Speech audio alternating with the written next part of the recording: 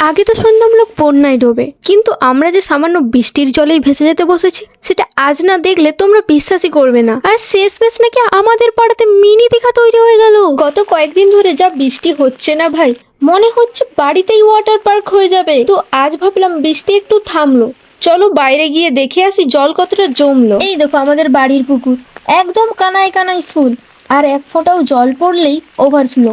মানে লোক সাধারণ বন্যায় ডোবে, আর আমরা মনে হচ্ছে শেষমেশ বৃষ্টির জলেই তলিয়ে যাব। মাছেদের আর জল থেকে উঠে আসার দরকার নেই, আমরাই চলে যাব জলে। বেরোলাম রাস্তার পরিস্থিতি দেখতে, কিন্তু বাহ, পুরো ওয়াটার পার্ক হয়ে গেছে। রাস্তা কোনটা আর পুকুর কোনটা বোঝার কোনো উপায় নেই। উফ, এই নিচু রাস্তার অবস্থা দেখো তোমরা। ওপাশ থেকে জল এমন স্পিডে আসছে মনে হচ্ছে গঙ্গোত্রী হিমবাহ গলে সোজা আমাদের পাড়াতেই ঢুকে গেছে। জল চেক করতে গিয়ে তো আমি নিজেই অনেক ভিজে গেছি। ব্যাস, বাড়ি পৌঁছতেই মায়ের কাছ থেকে হাই ভোল্টেজ বকুনি আর ফ্রিতে ঝাড়। যাই হোক, কোনো মতেই স্নান করে খাওয়া দাওয়া করে একটু বসেছি, এমন সময় এন্ট্রি নিল আমাদের স্পেশাল গেস্ট।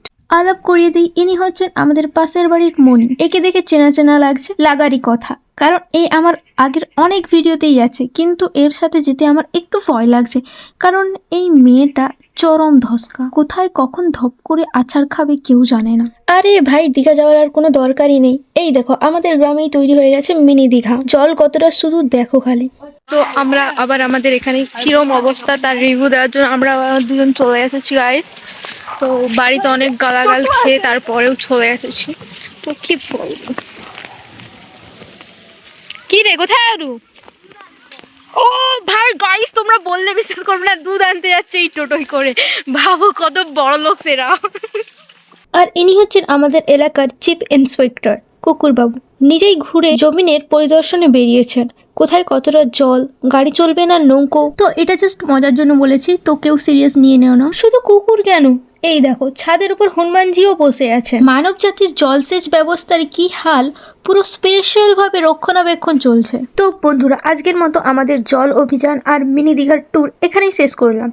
মনি এখনো অক্ষত অবস্থায় হেঁটে বাড়ি ফিরছে, এটাই আজকের সবচেয়ে বড় মিরাক্কেল। ভিডিওটা কেমন লাগলো কমেন্টে জানিও, আর লাইক শেয়ার করতে ভুলো না কিন্তু। টাটা।